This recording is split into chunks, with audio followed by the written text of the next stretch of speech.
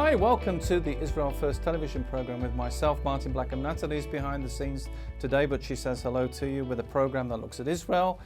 We look at the news, and in the news, this is the Jerusalem Post, and we can get that on the camera. It says Israeli car insurance discounted after installing Mobileye safety system.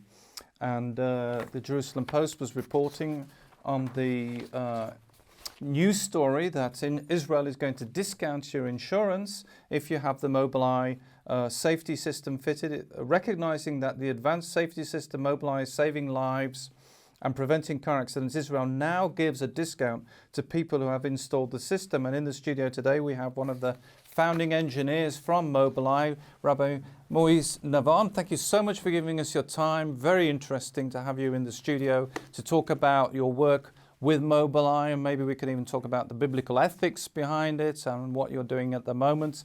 Rabbi Moise Navon is originally from Southern California and is a computer design engineer and rabbi, as well as the one of the founding engineers of Mobileye, the vision-based driver assistance and autonomous vehicle infrastructure making companies. Also a writer for the Times of Israel and Israel National News. So you're not originally from Israel. Correct. You're not a native. You're originally from Los Angeles. So how does a Los Angeles boy end up in Jerusalem? Right. So that's a very interesting question. I mean, you know, I guess the crux of the matter is that when I was about 7 or 8 years old, I found out that people die. And so I asked myself, so why are we here?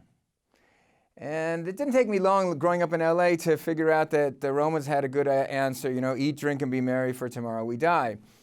But so this really upset you when you were a youngster? No, I mean, I had a great life. I mean, I was, like you said, I mean, I grew up in LA, surfing, skateboarding. I had, my parents were nice to me. My brothers, you know, we had a nice sibling relationship. Everything's good. But when you find out this existentialist dilemma, it hits you. And it hit me when I was 7 or 8 years old. And so what really bothered me, though, that the Roman answer just isn't satisfying enough, is that when you die, you are so gone that you don't even know you ever existed. So when I came to that understanding, I said, so what's the point of eat, drink, and be merry? I mean, what's the point? Like I said, I was only like 7 or 8 years old at the time, and my parents weren't existentialist philosophers, so I didn't get a good answer. So did you have a Jewish background? Yeah, I did. I mean, well, you know, my parents are actually from Istanbul, Turkey. They arrived there 500 years before, or at least our ancestors did, from the Spanish Inquisition.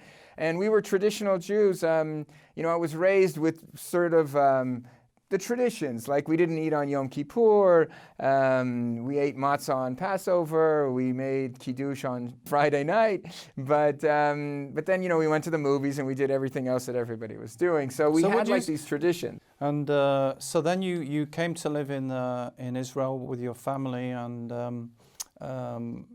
how did you get involved with Mobileye? Did that happen? Did you went into high tech straight away? Well, no, I mean, yes, of course. I mean, basically what brought me to, or enabled me, I should say, to come to Israel is at least that I was able to find a job. I mean, in 1992, there was some kind of technological infrastructure here. So I looked around and started sending out my resume and started getting, you know, job offers, but still in internet-related companies. And finally, a friend of mine said, you know, you used to work with a guy who's working for a startup in Jerusalem. I said, oh, a startup, I'm looking for a startup. And then he said, but I said to him, you know, is it an internet? And he said, no, it's something in automotive. I said, oh, cars. People need cars. I'll go work for them. Wow. And that's how you started with Mobileye? Yeah, so basically I started with Mobileye. Mobileye was really in its infancy at that point. Amnon Shashua was the founder. Had proven his concept using a big video camera and a giant box of computers and identifying objects in 3D space with a single camera. That's sort of the novelty of Mobileye, that we're able to detect objects, moving objects in 3D space with a single camera as opposed to 2 cameras, right, like your 2 eyes. And the first time I came across Mobileye was when we were looking at new cars, and it said one of the things you could have as an extra was to have a Mobileye system. The warning system. I thought, system. well, what's that? So then I did a bit of research, and but a lot of the cars now have, which we'll talk about in a minute, but a lot of the cars now have a system fitted anyway when they're brand new. It's correct. just... Well, I mean, there's different levels of systems. I mean, the system that you probably saw as an add-on is called the aftermarket product. And basically, it's a camera connected to a little display that beeps you if you get too close to the car in front of you. It beeps you if you leave your lane. It's a warning system. There's other systems that are built into the car, which are also based on our chip that, for example, you have AEB, automatic emergency braking. So instead of warning you that you're going to crash and you put on the brakes, we just put the brakes on for you. Now, one of the things, and you've been talking about this, in fact that's how we came across you, was the biblical ethics of Mobileye. Maybe you can tell us a bit about that. How is that relevant with the Bible, with the Torah, and... Right. Okay. So I mean, the Torah is relevant in many different ways, of course. But in this specific case, a lot of people are dealing with the ethics of what's known as the trolley problem. So moving away from advanced driver assistance systems like putting the brakes on for you and taking over the car and making an autonomous vehicle, which Mobileye is also doing. So then the question becomes, what happens when you get into some thorny ethical dilemma like the trolley problem? So for those who maybe aren't so familiar with the trolley problem, basically Philippa Foot, who made this problem famous in 1967. It's sort of like an ethical dilemma to try to get you to start realizing that the answers are not so simple in ethics. A trolley's going down its tracks, it loses its brakes, there are 5 people tied to the tracks in front of it, it's going to kill 5 people, but you have the ability to pull the lever and switch the track and go on and save the 5 people. The problem is that there's one guy tied to that track and you're going to kill him. And so the dilemma is that when you pull the lever, that's actively killing somebody, known as murder. And if you just drive over the people and you don't do anything, so you have passively killed them, it's manslaughter, it's not so nice, but you didn't murder somebody. And so then you get into the issue that the philosophers talk about utilitarianism. Jeremy Bentham is very famous for saying that he defines right and wrong between basically if you can make the most people happy, that's the definition of right. And how does that with Mobileye? Is that because the autonomous vehicle will... Okay, so let's say the autonomous vehicle gets into a situation. We could conjure up a situation where a truck that's driving in front of this car drops its load, and now the car has to make a decision, turn to the left and drive over 5 people, turn to the right and drive over a mother with her baby. We could, or just drive into the truck. And there's 10 people in your car. So we can play this game in all kinds of different scenarios. And so the question is, what will this autonomous vehicle be programmed to do? And so ethicists all over the world are actually dealing with this problem today. I always like to say when I do speak about the trolley problem is that people should realize that the odds of this happening are close to none, but nevertheless, the car needs to be programmed to do something in such a case. Right. And so it is a real ethical dilemma, but will it really happen? I mean, how many trolley problems happen today with people driving? It'll be that much less with computers driving. And we're talking about two, I kind of separate them a bit. There's 2 different issues. One is the Mobileye with the safety and that, and then we're talking about completely autonomous cars where correct. They don't have somebody holding the steering wheel. They're driven by the system. Correct. So, I mean, basically, there's the warning system that we talked about, which is very rudimentary, and then you get into ADAS, advanced driver assistance systems, which have pieces built in, put on the brakes for you, keep you in your lane, see the traffic in front of you, see traffic sign recognition. All these kinds of things are stages until you finally give the car complete control. There's actually 5 levels in driving autonomy. We're more or less at like level 2, which means that you can get onto a highway and give the car the control, and it will drive on a highway. Then there's the next level where you can drive in urban traffic, and the next level where you can drive in the country roads. But all of these levels still, at some point, the car may say, I can't do this, and the driver needs to take over, or I'm going to park and then you're going to take over.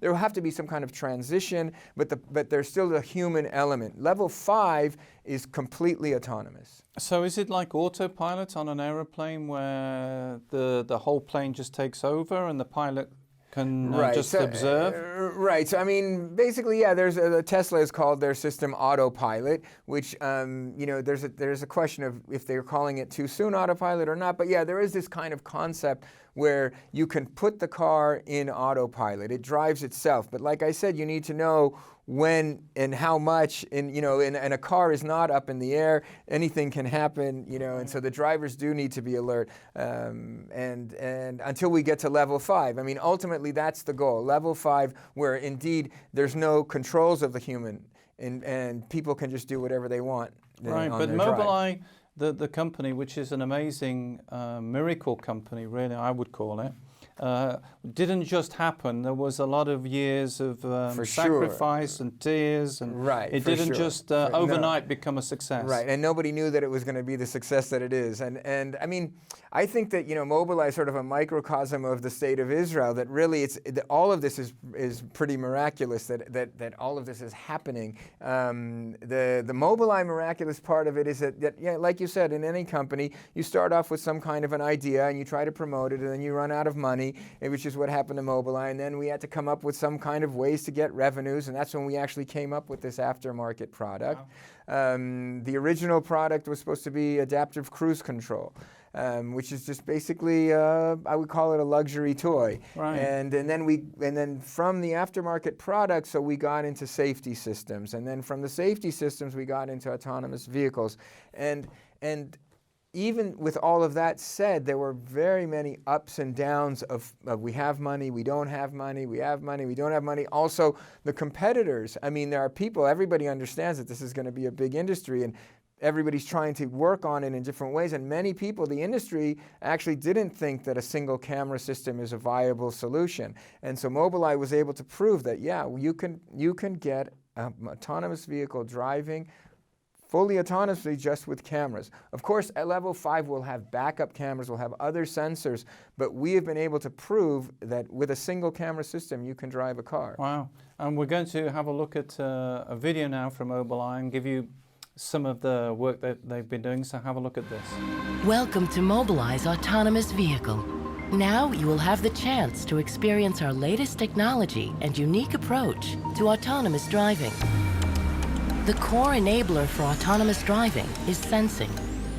There are 12 cameras installed on our autonomous car, simultaneously monitoring all directions and capturing a 360-degree surround view. Mobileye's unparalleled image processing and AI technology allow the vehicle to generate a full environmental model of its surroundings and to drive fully autonomously using cameras alone. Nonetheless, radars and lidars will be added to this configuration as independent sensing layers to create what we call true redundancy. On top of our superior sensing capabilities, which allow instant responses, the vehicle needs to make safe decisions. For that purpose, we have developed the Responsibility Sensitive Safety Model, RSS, a set of mathematical rules that define what it means to drive safely. The RSS model allows the vehicle to operate on all road types, from highway to urban, and to cope with the unpredictable nature of human road users. For example, reacting to this vehicle violating our right-of-way, or this pedestrian crossing suddenly while on the phone. Beyond safety, the vehicle needs to be able to make assertive decisions to maintain traffic flow.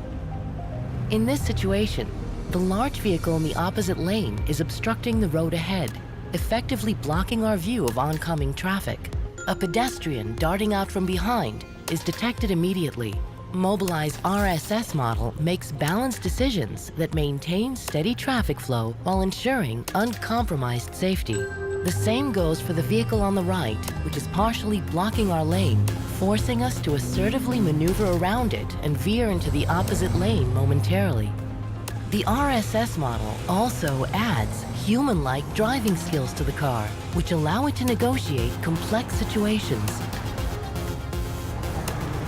As you can see here, the vehicle needs to change lanes to the rightmost lane, which is densely packed with cars.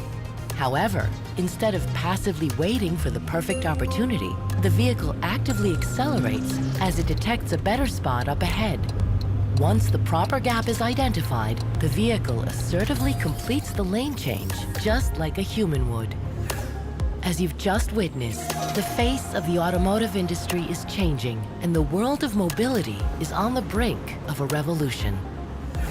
Mobileye is leading the way with breakthrough technology that's scalable, affordable, and above all, safe. Wow, that was so interesting. And one of the interesting things I learned was that this is really saving, you know, your CEO was saying this is saving lives, that we're not just making a product, but we are contributing to what the Jewish people call tikkun olam, the repair of the world, the saving of lives across the globe. Correct.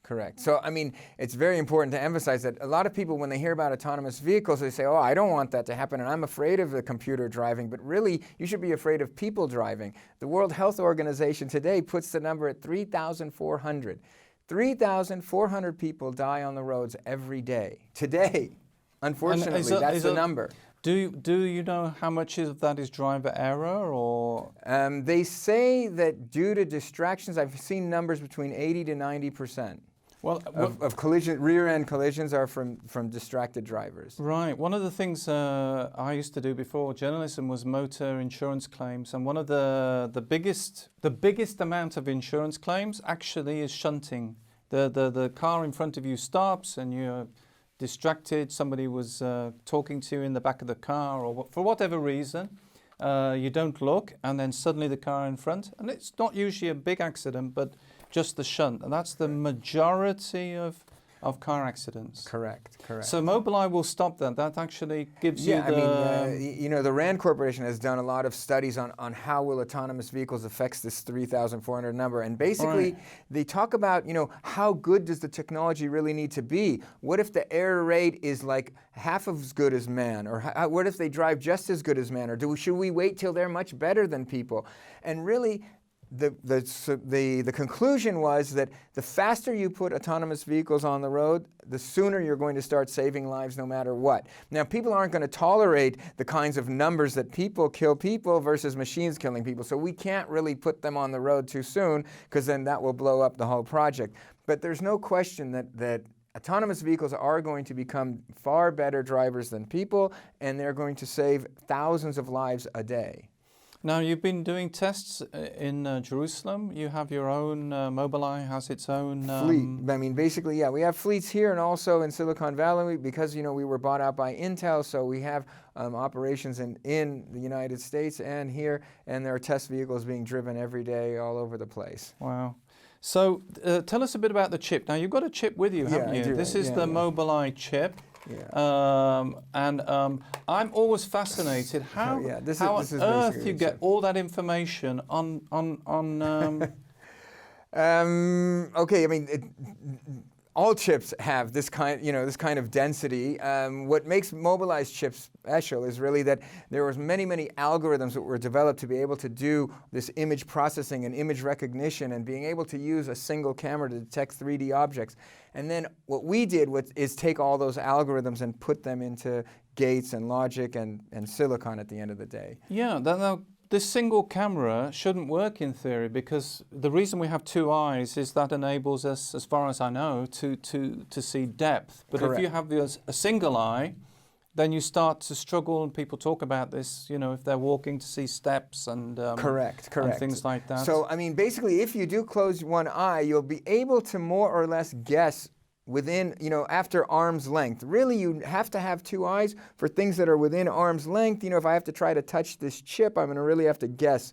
But, you know, I know that you're sitting about a couple feet from me, and I know the reason that I can do all this guessing is because my brain already has in it structures that I know, people, chairs, rooms, and so I can guess within a reasonable margin of error, and that's basically what we did in computers. So it's a bit like the chip, and the single camera is a bit like it guesses that because it can because our single eye has this issue, this camera basically is guessing that this is how, because well, we know what the world looks like, Right. and we know what cars look like, and people look like, and curbs and lanes and buildings, and so we can do all this object detection and start interpolating between what we know and what we don't know. So the single camera is just fitted to the front of the car? Correct. Right. Well, I mean, for the warning system or for the ADAS systems, the advanced driving assistance systems, there's basically a single camera looking out the front windshield. For the autonomous vehicle,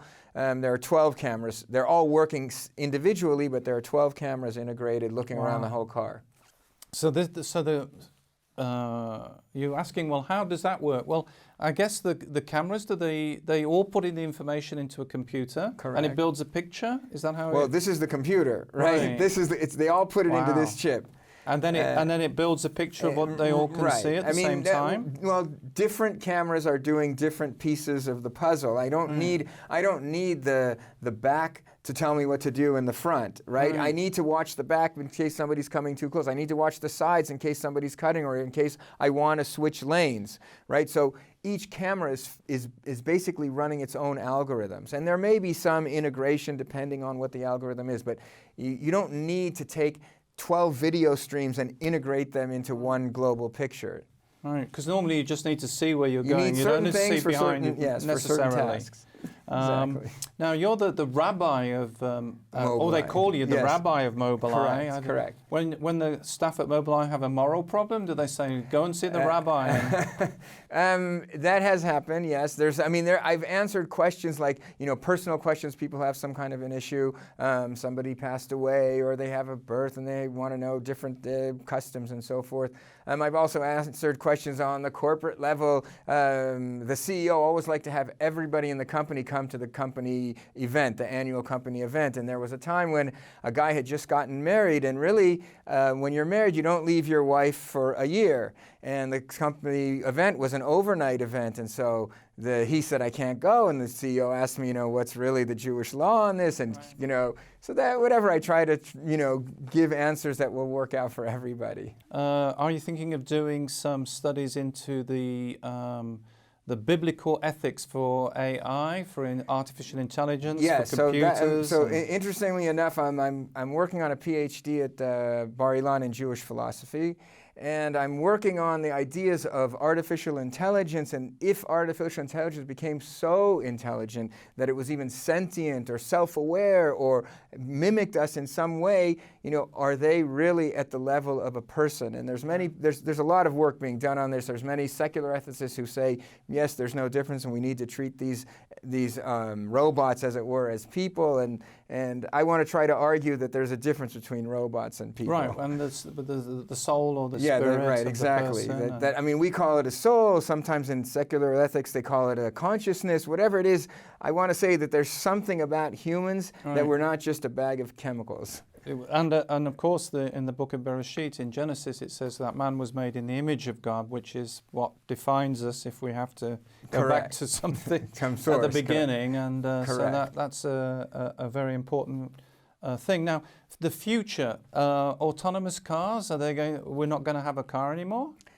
Correct. I'm looking forward to that day. As much as I enjoy driving, and people have told me I don't want to give up driving, I tell them, look, they'll probably have like little race tracks where you can rent a Lamborghini for an hour, but they're not going to let you drive on the roads. 3,400 people a day, that's just a number we can't live with. Killed on the road every day by humans. Do you know if your system has saved lives? In other words, do you know, has there been any... Absolutely. There's insurance companies have done studies, and there's a company called Or Yarok, Green Light, where they're concerned with driver safety. And all these companies, there's been many, many analyses. There was some government analysis that were published recently, and they've shown that people with our systems have gotten in fewer accidents or in not an accident or reduced the accident. There's no question that we're saving lives. And if you're watching today and you're thinking, well, how will this affect me? In the United Kingdom, for our viewers in the United Kingdom, they're already going to change the law where the car has to brake. Has to have automatic emergency braking by law by 2022, I believe.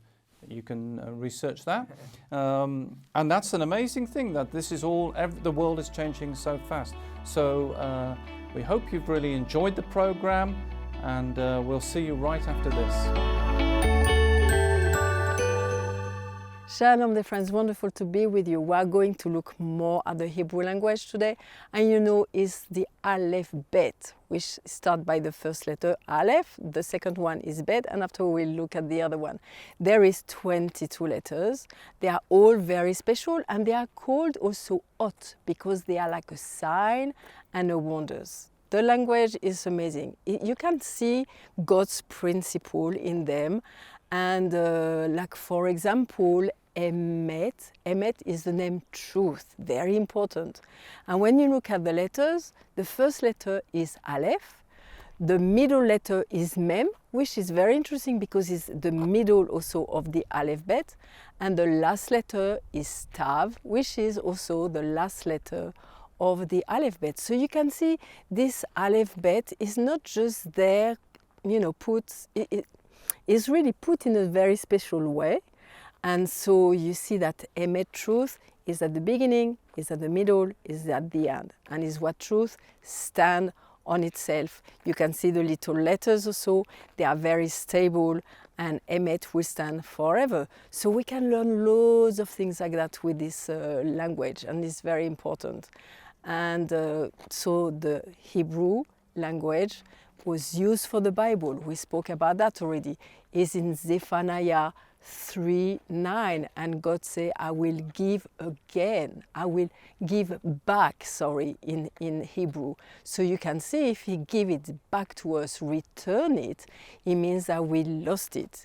And is what's happening. The Jewish people kept it, and now it's for us as Christians to really rediscover it and study it, because it's very important for us to know the heart of God. So we'll carry on more next week. See you. Bye.